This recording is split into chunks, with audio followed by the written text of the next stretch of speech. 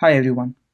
In the previous video, we saw the steps to install and configure the Cohesity app on the ServiceNow instance. In this video, we'll perform VMware and physical server protection workflow. The first step is to register some sources. Let's get started.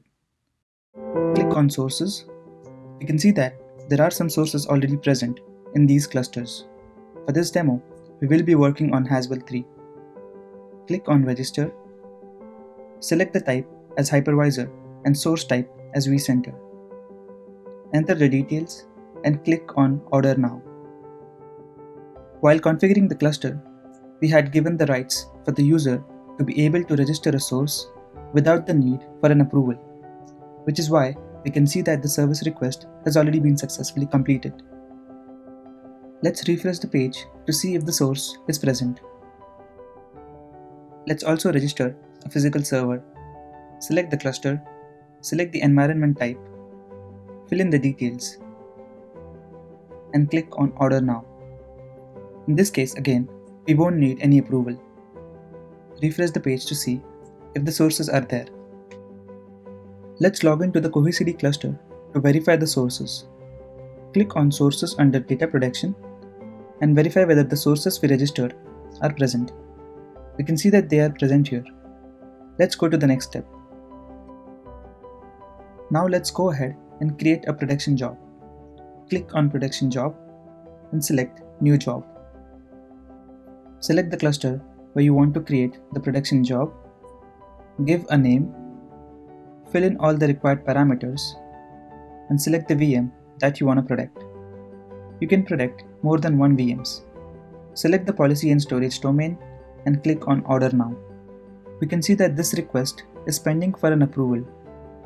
This is because when we configured the cluster, we wanted the production job creation request to go through an approval. Let's log in as an admin account. Let's log into the ServiceNow instance again using the Cohesity admin account. This account has the rights to approve these requests. Search for approval.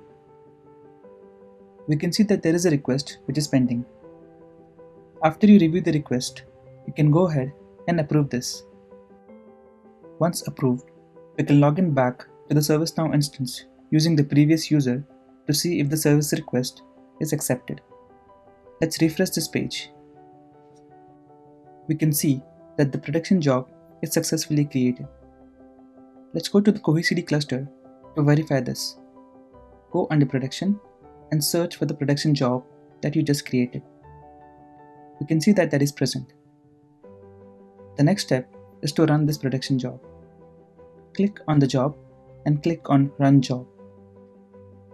You can go back to the cluster and verify whether the job run has started.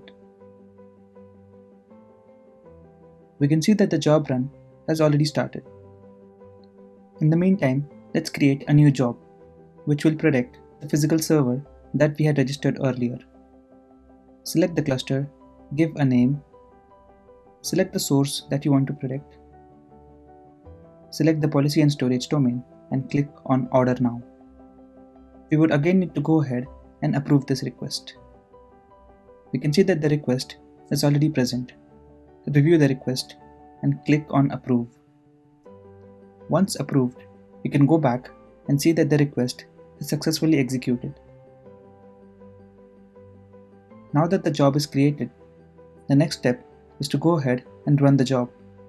Select the job and click on Run Job. Let's wait for the jobs to be completed.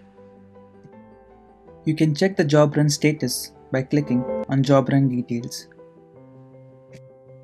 Once the jobs has successfully executed, we can test the Files and Folder recovery workflow. Click on Search Files and Folder.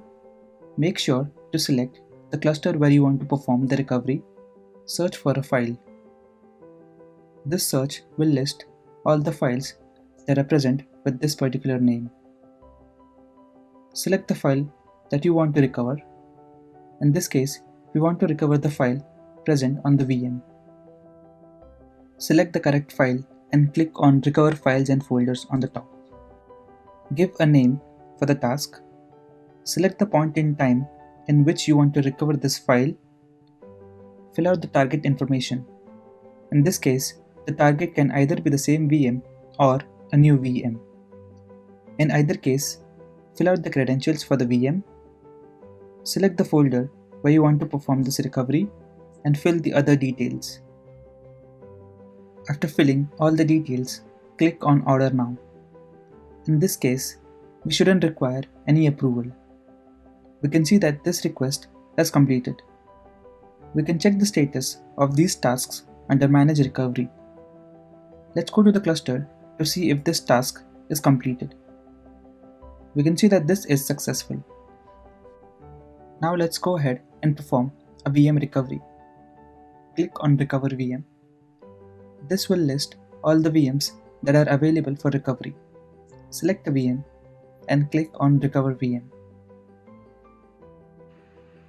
Fill in all the required parameters which are needed for VM recovery, and once you are done, click on Order Now.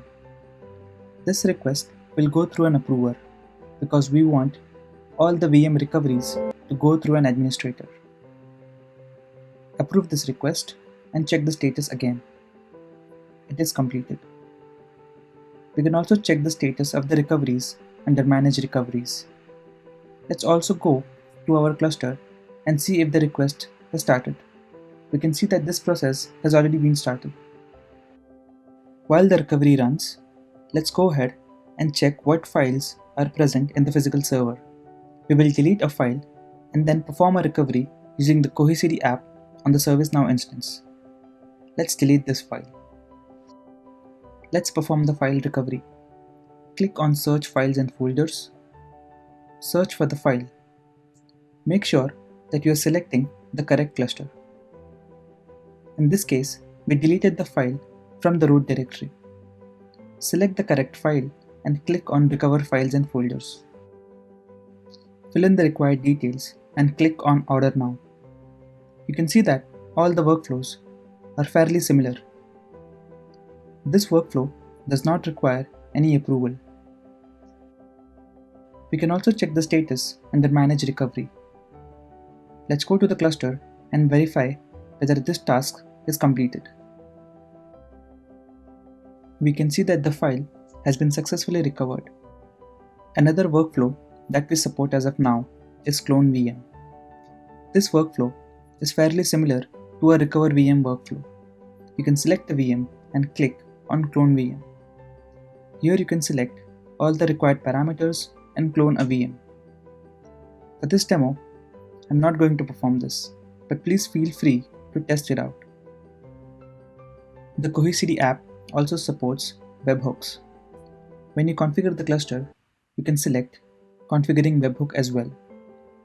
Once you configure the webhook, it creates a setting on the Cohesity cluster, and whenever there is an alert that is created on the cluster, it pushes the data onto the ServiceNow instance, and you can find that under Incidents.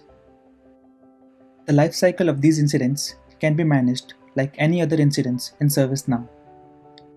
To learn more about webhook support in ServiceNow integration, please visit the blog present in the video description. Thank you.